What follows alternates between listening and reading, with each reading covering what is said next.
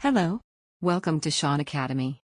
Today in this video we're going to learn how to start a tarot business.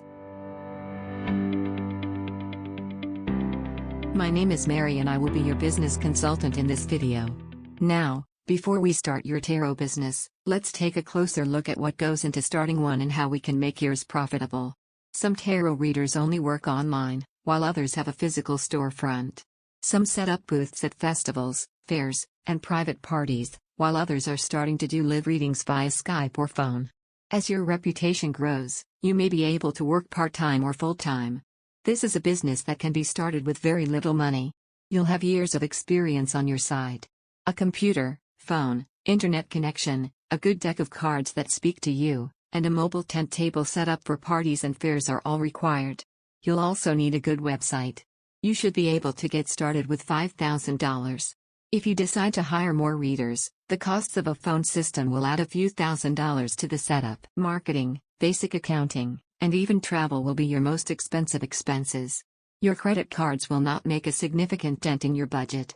To keep your website current and relevant, you should update it on a regular basis. Your ideal client is someone who requires guidance on a regular basis and schedules weekly or monthly readings. Tarot parties can generate a lot of money in a short period of time, but they are difficult to organize. Clients come from all walks of life and income levels. You simply need to find those who have an open mind and are willing to accept the wisdom that is offered to them. Readings at fairs or walk-ins are frequently provided at a flat rate for a small spread. More in-depth readings that necessitate multiple spreads will be charged by the hour. Your reputation and clientele will dictate how much or how little you can charge. Because there is little overhead, the more readings you do, the more money you make. Working full-time allows you to earn a very respectable living. A quick 15-minute reading for walk-ins at the fair can earn you $20.